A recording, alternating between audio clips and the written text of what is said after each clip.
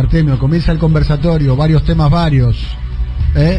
Tengo 28 audios, no lo vamos a pasar todo completo porque si no estaríamos la producción quiere bater permanentemente su propio récord y estamos en 28 audios. ¿Por dónde quiere arrancar? Yo arrancaría con el audio más si se quiere el más emblemático de la semana, que es el de Federico Brown, el dueño de la Anónima, en uno que va a quedar en el recuerdo, siendo las 11:20, vamos a arrancar con ese. Terminó con todos los libros de microeconomía. ¿Por qué? Cómo se forman los precios, cómo se generan los precios, cómo se... Ahí está, él lo dice. A ver. Nosotros decimos que no somos formadores de precios, es una pequeña mentira, somos formadores de una parte. Esto dice el formador de precios, pero el anterior... Ese es el que me refería. Acá... ¿Qué hace la Anónima con la inflación? Remarca precios todos los días. No. Bien, esto a confesión de parte, relevo de pruebas. Lo más impresionante son las risas, ¿no? Sí, es lo más impactante de todo, ¿no? Las risas sinceras. Además. Del público más que del... Si se me permite, lo más importante es la claque. Eso, del público. Se le llama la claque. A la claque que se ríe de algo que la mayoría de los argentinos lo viven. Lo sufren. Lo sufren y algunos dramáticamente, porque vos vas a los sectores que van al supermercado o van a proveerse de alimentos y no lo pueden conseguir, digamos. Realmente, bueno, sincericidio, pero también es un mensaje al gobierno, ¿no? De cómo tanto que se habla de los precios y de la posibilidad de tener acuerdos, etcétera, etcétera, etcétera. Bueno, ahí están, se cagan de risa los acuerdos. ¿Vos pensás que también es un mensaje para el gobierno, para el cierto buenismo de la estrategia planteada por el gobierno? Yo no tengo dudas, que no es un mensaje, es burlarse de la actitud del gobierno. A ver, el que habló con respecto al tema es Sergio Massa, es el audio 19. Vamos a escucharlo a Massa y a Urtubey José, que conversando con nosotros, que es un empresario del sector industrial, claro. Del sector industrial, que tuvo una postura interesante, José Urtubey. Escuchemos. Patético, ¿no? Porque en definitiva es la impunidad que a veces da el anonimato de una marca, digamos, que no muestra a las personas.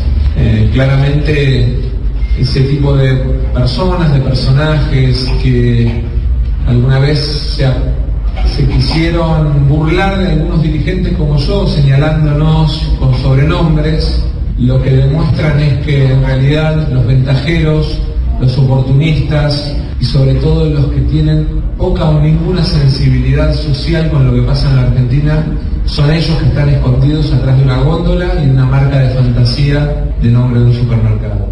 ¿Usted estuvo en la reunión de ahí ayer, sí? Sí, estuve. ¿Estuvo entre los que se rió? No, de hecho en mi...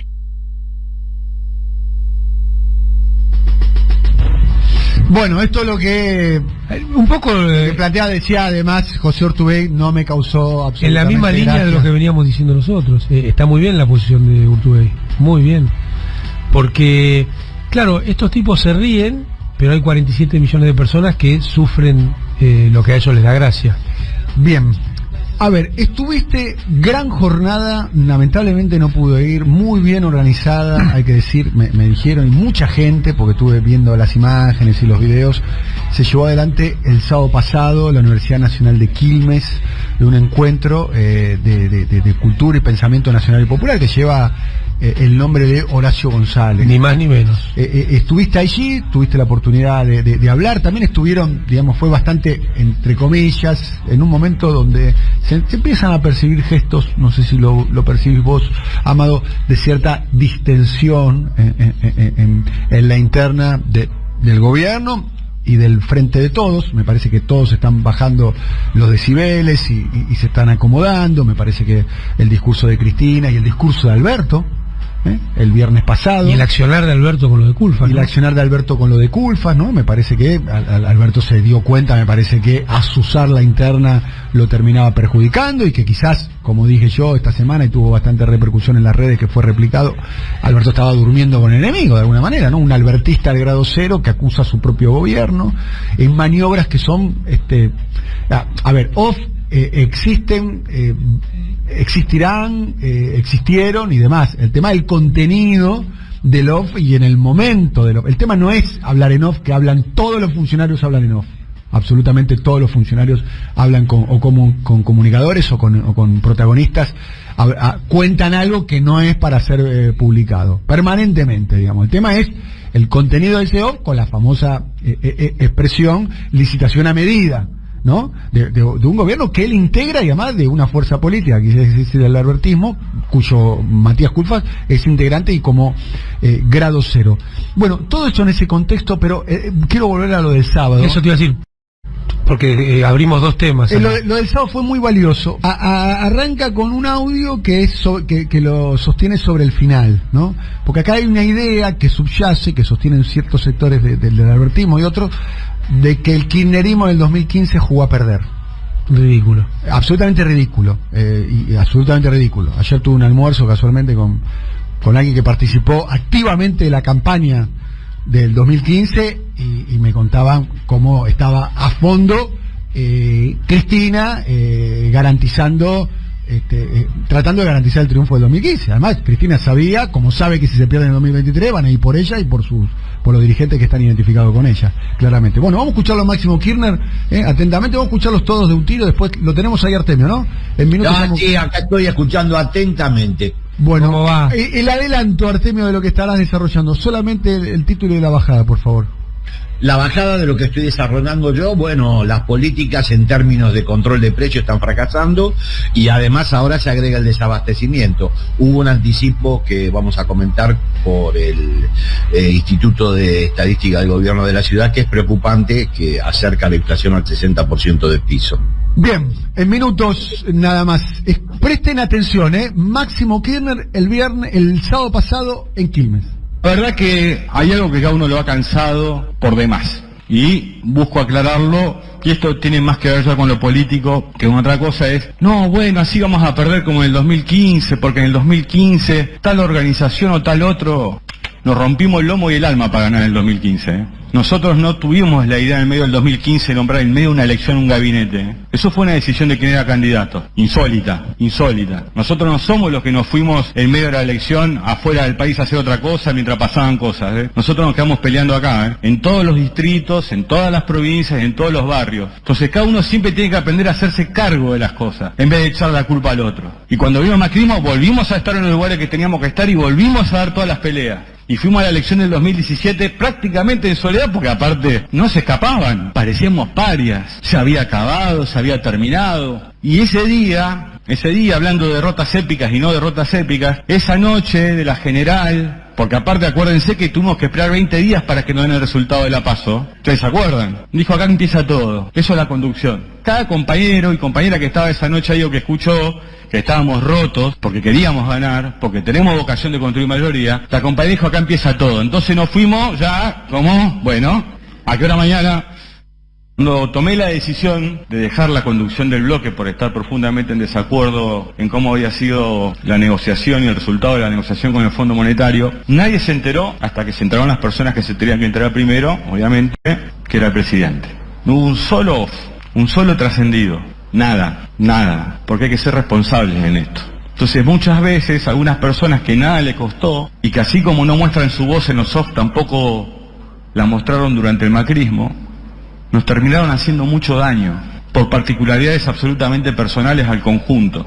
Y costó muchísimo. La cantidad de compañeras y compañeros perseguidos, encarcelados, que se la bancaron, que fueron al frente, de lo que sufrió nuestra gente en términos generales, de lo que sufrió ese compañero, esa compañera que lo echaron de su laburo en el sector público porque le miraban el Twitter o el Facebook o militaba en tal o cual organización, merecen mucho más respeto de muchos funcionarios cuando van a hablar en off. La velocidad de la construcción y la velocidad de los deseos. No sé si alguna lo escucharon, siempre en alguna parte cuando pude, y tenía muy claro la época que nos tocaba. Mis deseos de transformación, mis deseos de querer un gobierno de tal o cual manera, también tienen que tener y entender que existen las condiciones y limitaciones de las condiciones de la construcción que habiliten ese deseo. Si no hay construcción política para sostener esos deseos, ¿cómo hacemos? Y creo que eso va en parte en lo que me preguntaban recién, ¿cómo es la relación de fuerzas? Y yo creo que si hay algo que nos falta y trato de estimular, y discuto y propongo, y no lo hago desde el púlpito de la verdad absoluta, de la relativa, es que yo quiero que mi gobierno sea un gobierno más deseante. Quiero un gobierno que se comprometa con su deseo, que tenga el deseo de transformar la realidad, que tenga el deseo de poder realmente poder pensarse a sí mismo que es capaz de transformar. Cuando salió este famoso trascendido, ya no sé cómo le dicen, y yo me agarraba la cabeza porque fue un laburo hacerlo del viernes. Lograr que suceda, que esté.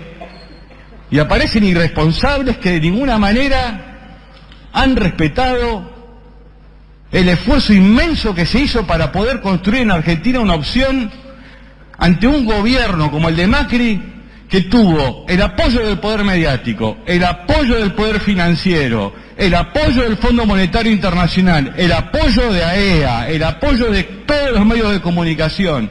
Y no solo eso, también el apoyo del 90 o el 99% del partido judicial, del Poder Judicial argentino. No solo eso, sino que persiguió, no solo eso, sino que hasta hacía inteligencia sobre toda la oposición y no pudieron ganar. Si alguien quiere, después le puede mandar el recorte a Alberto, a quien conozco hace 20 años, 20. No lo conocí en el 2017, 20 que lo conozco. Y miraba el día que Tigre le ganó a Argentinos, ¿no? Hinchas argentinos. Racing le ganó 3-0. A pesar de que no hablamos, estuve a punto de decirle, pues aparte le hizo un golauche, que había jugado en Argentino, pero bueno, ese es otro tema.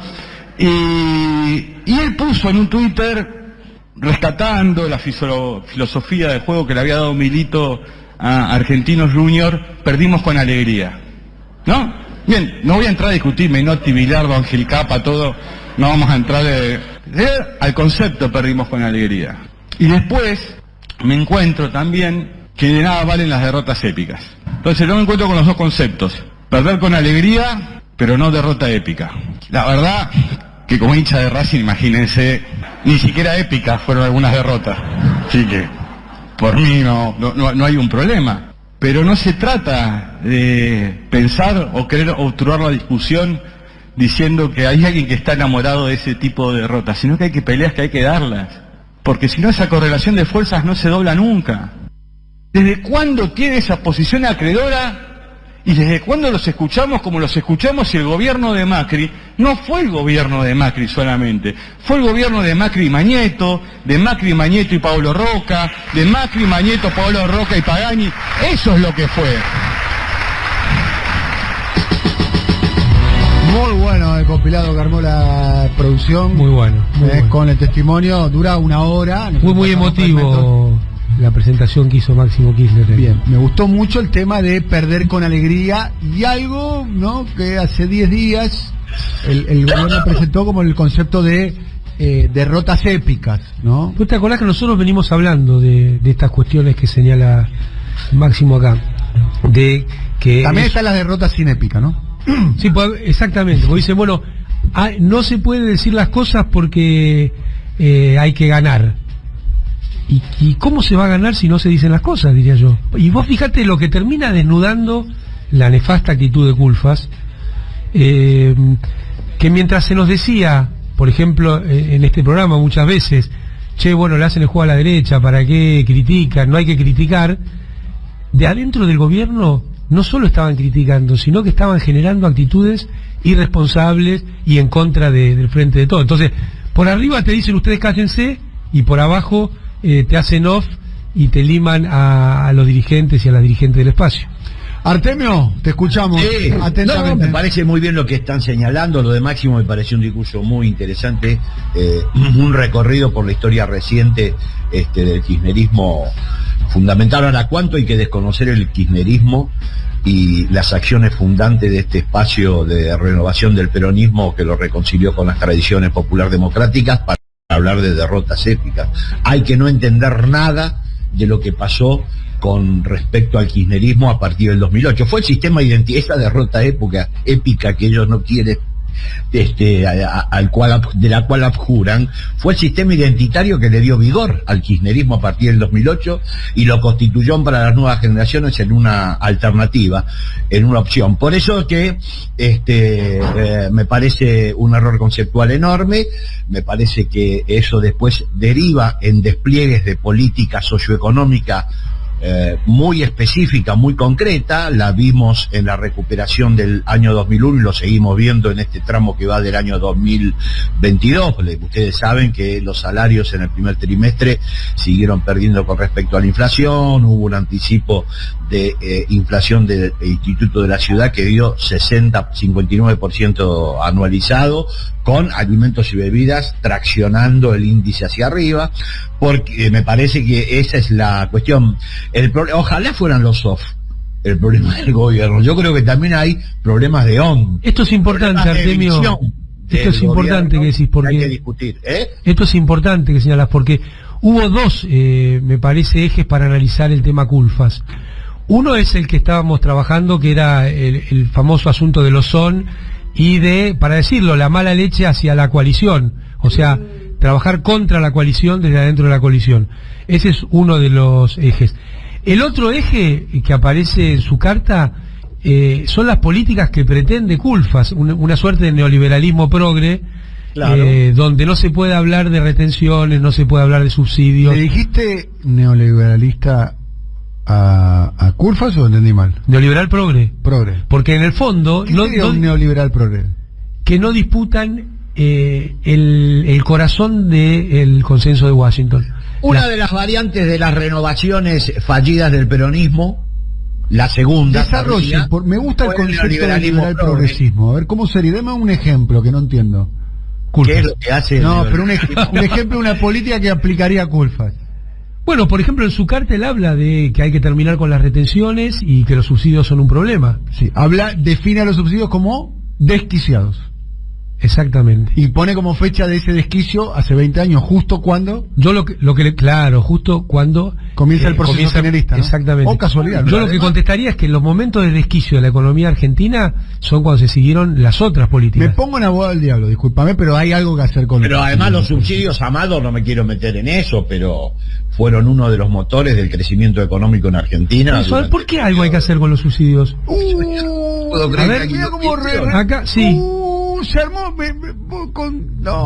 salí de ahí, Tonietti, por favor. No, a ver, ahora te digo lo que veo yo con mi nivel de conocimiento, que es muy elemental, y no voy no, comparado con vos, que fuiste ministro de Economía. Ya empezó, dijo Artemio. Bueno, está bien, chicos, si quiere que yo me ponga en el mismo lugar que ustedes, no lo voy a hacer. Dale. Bueno.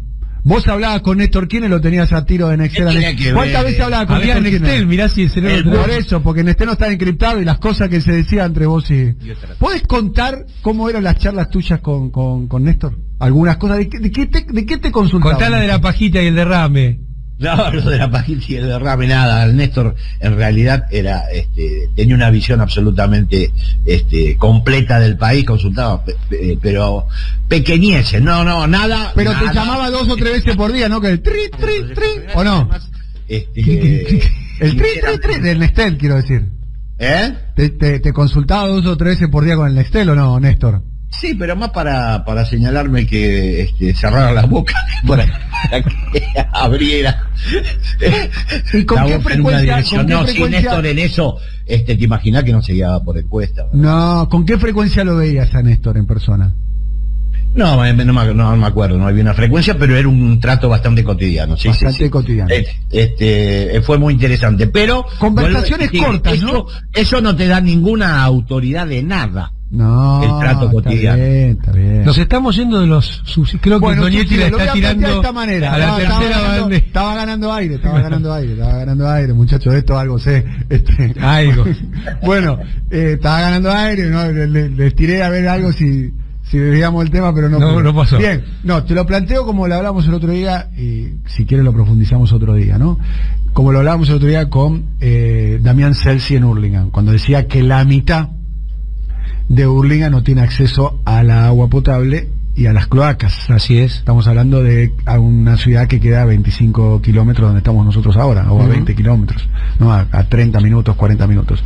Y en la ciudad de Buenos Aires, que hace casi 100 años ha resuelto el tema de, o un poco menos, ha resuelto el tema del agua potable y las cloacas, la tarifa está subsidiada. Y si uno compara el precio de las tarifas, que las tarifas es un precio, ¿no? Sin duda. Con respecto a los otros precios de la economía, es un servicio público de muy buena calidad. Esto lo hemos hablado alguna vez, muy barato. Entonces la pregunta es ¿por qué los porteños pagamos barato el agua y tenemos agua y cloaca y los de Hurlingham vos estás trayendo una variante interesante del tema, que es si cuando hay o no hay el servicio público. Yo hablaba de los subsidios cuando hay. O sea, este cuento de que hay que tener tarifas segmentadas porque los ricos usan mucho, cuando hay para todos el mismo servicio público, me parece que eso se resuelve con impuestos y no con tarifas diferenciadas. Si es verdad lo que dijo el ministro Guzmán, que hay el 10% de los usuarios del servicio eléctrico están subsidiados, bueno, es bien fácil identificarlos e irles con un impuesto y no distorsionar el precio de las tarifas, que yo creo que tiene que ser único y para todos. Es un punto de encuentro de la comunidad. Y además ha demostrado durante tiempo de Néstor y Cristina que ha sido una herramienta no solo para la accesibilidad, sino también para el funcionamiento del entramado productivo y comercial de la República Argentina, el tema de los subsidios en las tarifas. Le ha servido al además conjunto, para que tenga efectos fiscales, Amado, me parece que hay que quitarle subsidio a una porción muy exactamente, importante. Es un caballo de Troya. O sea, si no vos es le que vas vos al le 10%, quitas el subsidio al 10% que calienta las piletas y ya está. Exactamente. Yo creo que es un cuento para subir atrás de ese cuento las tarifas de todas y todos los usuarios. Bien, Artemio, estuviste muy atento a cómo fue el índice de inflación en la ciudad de Buenos Aires. ¿Por qué te llamó la atención ese dato? Bueno, porque anticipa bastante bien, es un indicador que empalmó bastante bien con lo que pasa a nivel nacional, y porque dos cosas me llamaron la atención. Por un lado, la atracción de alimentos y bebidas, además de alquileres y otros rubros de Capital Federal específicos, además de la ciudad, pero alimentos y bebidas sigue a tope. La proyección de 59 puntos, eso me pareció muy complejo a esta altura del año. Y después porque hay desabastecimiento de los precios regulados. Vos sabés que el índice anterior del IPC tuvo un aumento de precios regulados del 3.9, que fue cerca del 6, con lo cual los no regulados estuvieron muy por arriba del promedio. ¿Qué va a pasar ahora? Que vaya a haber actualización de los precios cuidados, los precios que el gobierno regula, porque es evidente que el desabastecimiento está en función de nuevas listas de precios. Me pareció un ingrediente muy preocupante el hecho de que, además de este nivel inflacionario intolerable, los que recorren los supermercados, que es donde efectivamente estos mecanismos de control son más eficientes, no encuentran los productos regulados. Sencillamente los han retirado de la góndola. Bueno, realmente ahí se van a empezar a cruzar dos temas, que son las sonrisas de Brown, la anónima y todas y todos los que estaban ahí, ¿no? Porque es un mecanismo clásico en la historia argentina. Suba de precios. Claro, y además tiene una historia muy funesta el desabastecimiento, Amado, ¿eh? Así es. O sea, no es cualquier elemento. Y hoy, mira, justamente recordamos los fusilamientos de José León Suárez y la resistencia peronista. Uno de los mecanismos por los cuales el general Perón sufrió desestabilización. El desabastecimiento. Exactamente. Te iba a decir, las dictaduras genocidas y las dictaduras en general han hecho uso de estos mecanismos. Los fusilamientos de José León Suárez lo ponemos en una derrota épica, ¿no? En la lista de las derrotas épicas de la historia contemporánea argentina. ¿O lo ponemos en una derrota sin épica? Yo lo pondría en la lista de las batallas que hay que dar, y que nadie busca una derrota épica o no épica. Claro. Es un resultado posible no deseado. Sí. Ahora, ¿qué resultado puedes tener cuando no das la lucha? Esa es la pregunta. Y una muestra de que la gente no se entiende. Y además esa Acusar cosa al de ser un kirchnerismo, además esa cosa de ser un bilardista y además perder, por ejemplo, yo le preguntaría, ¿no?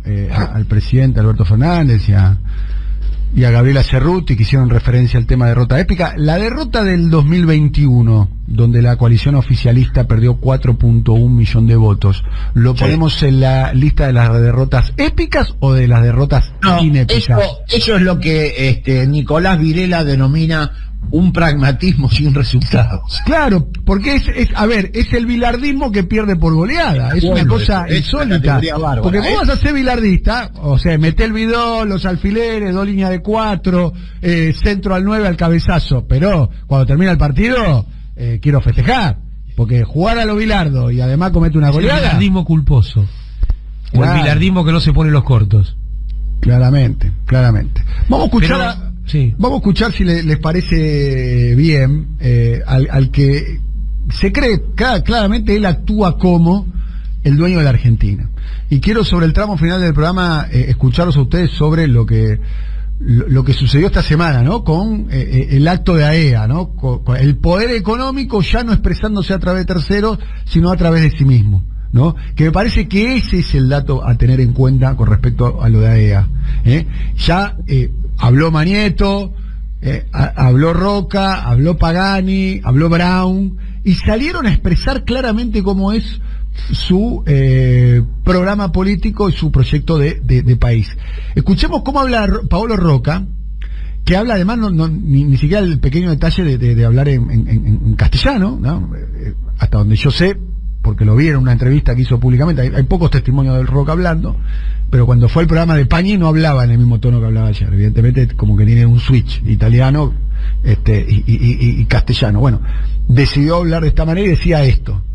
Elaborò un pliego para la compra dello tubo y un pliego para la construcción. El pliego para la compra dello tubo es un pliego técnicamente indiscutible, prevé el gasoducto como tiene que ser, un diámetro de 36 pulgadas, el espesor correcto de 12.7, el acero X70, la presión de ejercicio que es la misma de todo el gasoducto troncale. Hizo lo que tenía que hacer. Salieron a buscar todo lo que podían ofertar los tubos, ni los chinos ni nadie pudieron llegar con una oferta consistente y en el tiempo previsto. Nosotros, Tenaris, que es líder en el mundo en lo que hace en esto, llegó forzando toda nuestra cadena de abastecimiento de Brasil en Argentina, anticipando decisiones, tomando personal clave y todo, para poder presentar una oferta que cumplió. La dirección de IASA se encontró con una tender, una gara, una licitación, en la cual había un oferente, líder mundial en esto. Recién ganamos un gasoducto mucho más grande en Qatar para esto, pero podría haber decidido 2 cosas: cancelar la licitación, olvidarse del gasoducto para el 2023 y hacer otra licitación más adelante a nosotros, y lo que hizo con sentido común fue asignar a nosotros. No hubo ni hecho de corrupción, ni direccionamiento del pliego, ni nada por el estilo. En este caso, usted sabe, yo no puede ser que no simpatice con la parte de la ideología, pero respeto un enfoque técnico cuando lo reconozco como tal, y esto fue lo que se ha hecho. Después, el sentido común se fue perdiendo en toda la grieta, la múltiple grieta que tenemos por todo lado, y creo que hoy está interviniendo la justicia secuestrando, y es muy probable el pliego, es muy probable que terminaremos pagando en el invierno del 23 el gas $28 en lugar de $4, que es lo que estamos pagando ahora, porque si la cosa sigue con atraso no se va a ir. Bien. Ahí tenés otro efecto de culpas, ¿no? ¿Cuál es el efecto de culpas? Y haber puesto en duda un proceso que es muy importante para la Argentina, y en el cual yo no creo que exista la posibilidad de esas dudas. Bueno, la empresa que nombró como alternativa lo desmintió. Por ejemplo. Igual lo de Roca, lo de ser culeada es duro, ¿no? Es fuerte. ¿O no? ¿Cómo? ¿Cuál? El caño de ser culeada, 30 ser culeada. Eso es, hay que digerirlo, ¿eh? Pues el diámetro. Su título era diámetro. Con respecto al tema del diámetro. El título de la nota es ese, seguro, para mí es ese, ¿eh?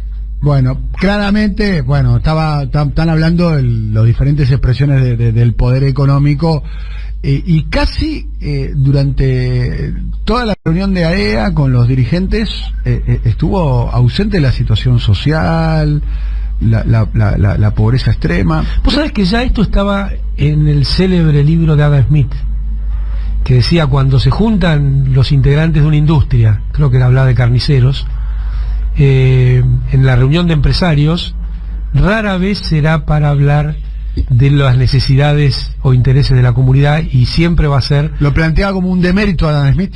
Claro, para hablar como una cuestión... Cada uno habló de su negocio y cómo se puede acrecentar.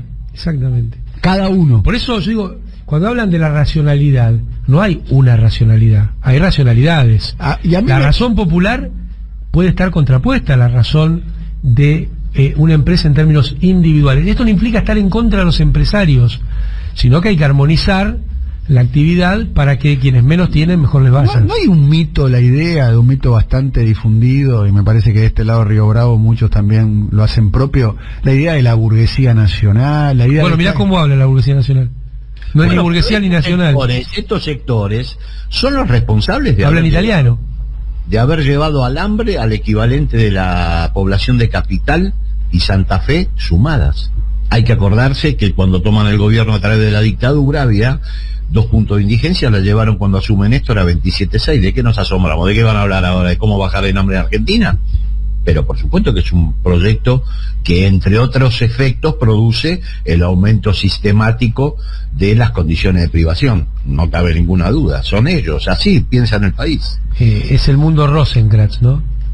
Donde hay una ganancia, no hay un derecho. Bien, pero hay una salida antes lo decían o lo expresaban de un modo vergonzante, ¿no? Su programa económico, lo están haciendo, dicen hay que cerrar aerolíneas, lo dicen, no es bueno aerolínea, hay que cerrar aerolíneas, dicen hay que privatizar YPF, hablan se meten y como Macri con Irigoyen.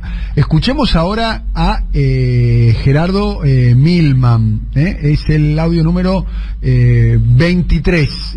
Escuchen, no sé si lo tienen esto presente, escuchen esto. ¿Para quién quedaría el PAMI? ¿Quién atendería el PAMI? No tiene nada, no lo cierra nadie. Él no cierra las obras sociales. Si yo aporto toda mi vida, con el PAMI? Lo cierro. Bueno, por eso. Lo cierro. Lo cierro. El que dice Gerardo Milman es diputado nacional, fue el número 2 de Patricia Bullrich y está diciendo cierro el PAMI. Qué patrones de estancia aparte, ¿no? Lo cierro yo. Primera persona en singular. Pero la pregunta es, le pregunto a vos, Artemio, frente a este diagnóstico, este avance programático de la derecha, que ya no dicen no voy a tocar nada de lo conquistado, sino que voy por lo conquistado, frente a ese dispositivo, ¿alcanza con decir nos tenemos que unir para que no ganen ellos, digamos, para que no vuelva a la derecha?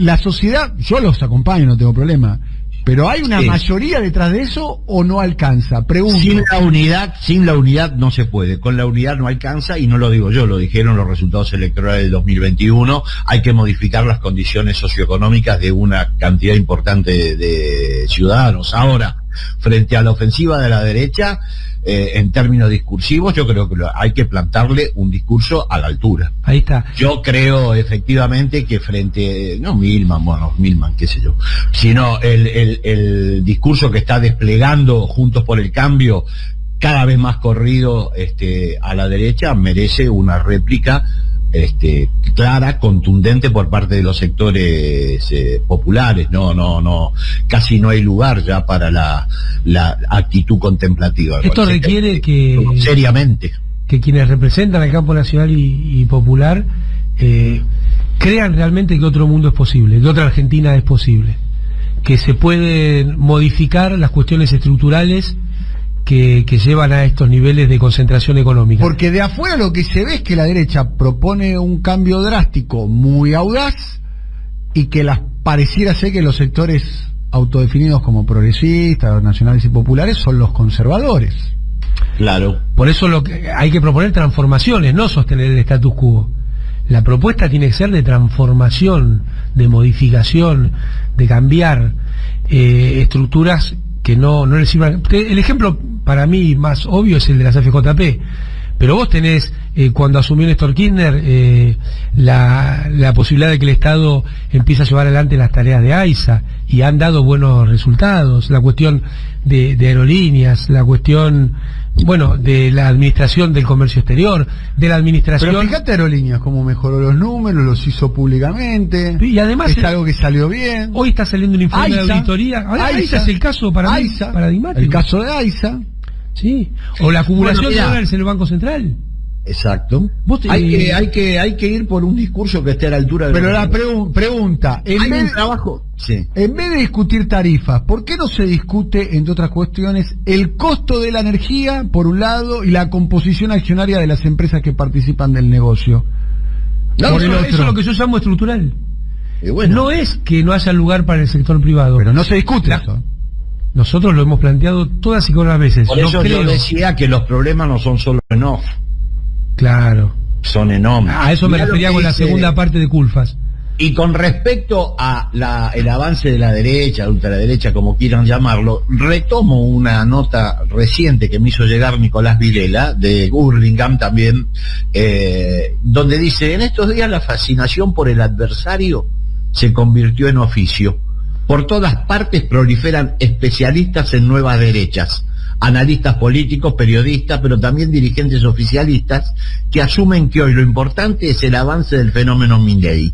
Se destinan páginas, congresos, entrevistas y toda clase de foros a caracterizar y finalmente alertar contra el peligro que entraña el ascenso irresistible de la derecha. Esta compulsión diagnóstica, yo creo que es así, acusa un primer error, y es justamente el tratamiento incorrecto de la contradicción antagónica. No hay que debatir sobre las nuevas derechas, hay que combatirlas, lo que es bien distinto. Bueno, lo mismo, Artemio, que señalás, que está buenísimo, sucedió en el 2016, ¿no? No es un fenómeno nuevo en parte de nuestra fuerza. Cuando decían que habían llegado, que era la derecha moderna, que no se va más, que dos gobiernos pero más... Pero no dicen más sobre la derecha moderna. Sectores de lo que Amado denominó muy bien el progresismo neoliberal, dijo que acá Macri se quedaba, no sé, yo escuché 2 décadas, no sé, quizá me equivoqué por una década. Hubo periodistas que estaban haciendo el libro de la sucesión de Macri. Ya era un libro donde estaba Peña, escuchá, Larreta y Vidal, y ya era cómo va a ser la sucesión de Macri, obviamente después de los mandatos. Yo creo que, y es un debate... No se editó el libro, quiero decir que se empezó... Está en prensa, está en prensa. No, finalmente. Un periodista y gente muy considerada. A mí me parece que es un tema en debate en la fuerza, y es razonable que así lo sea, que nosotros debiéramos presentarnos como transformadores de la realidad, no como sostenedores de lo que hay, porque qué peligro lo que viene.